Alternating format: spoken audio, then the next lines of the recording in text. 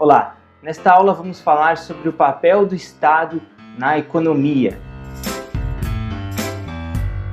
Inicialmente vamos então fazer um resgate histórico sobre alguns economistas e o posicionamento deles ao longo da história. O primeiro é o Adam Smith. O Adam Smith ele trouxe a ideia de liberalismo, ou seja, de que o mercado ele se autorregula, então não precisaria da intervenção do Estado para impor regras e restrições no funcionamento de uma economia. O próprio mercado se autorregularia pela questão da oferta e demanda. O Adam Smith ele fazia uma analogia, que é a analogia da mão invisível, para exemplificar essa questão da autorregulação dos mercados. Ele falava que existia como se uma mão invisível que fazia com que o mercado ele andasse, convergisse para uma situação em que todos os agentes econômicos ficariam, digamos assim, satisfeitos.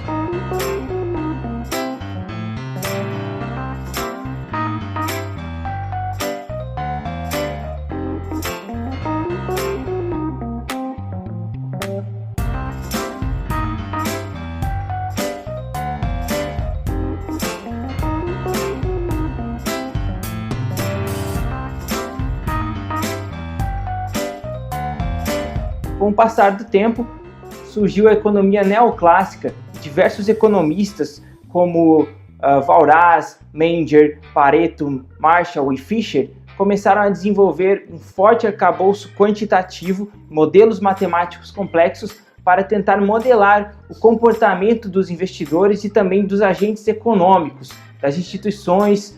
Então começou a surgir uma forte movimentação quantitativa dentro da economia.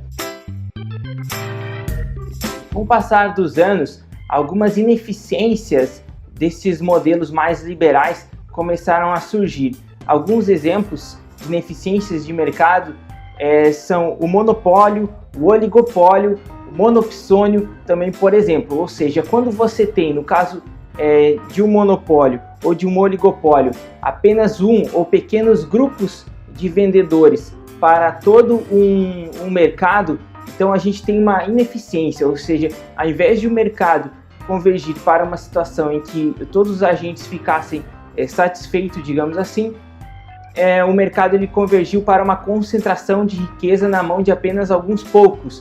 Isso é enfatizado, é verificado na prática com movimentações de fusões e aquisições, e muitas vezes as empresas elas se tornam obrigadas, forçadas pelo mercado a aceitar uma fusão com uma aquisição de uma empresa maior para que elas não venham até mesmo a quebrar.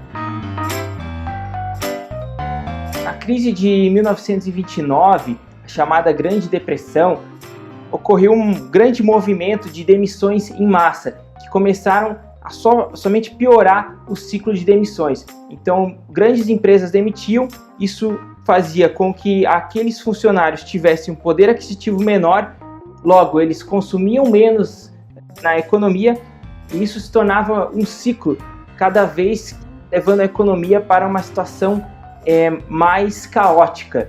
E neste mesmo período, e logo também depois no pós-crise de 29, o famoso economista Keynes, ele começou a trabalhar com a ideia de que talvez não seria nem bom deixar o mercado 100% trabalhando por conta própria, de um ponto de vista liberal, e também nem regular o mercado de forma tão rígida. Ele começou a trabalhar com as ideias de políticas econômicas. Portanto, uma das grandes contribuições do Keynes foi de que a intervenção estatal ela é necessária para regular o mercado e evitar crises.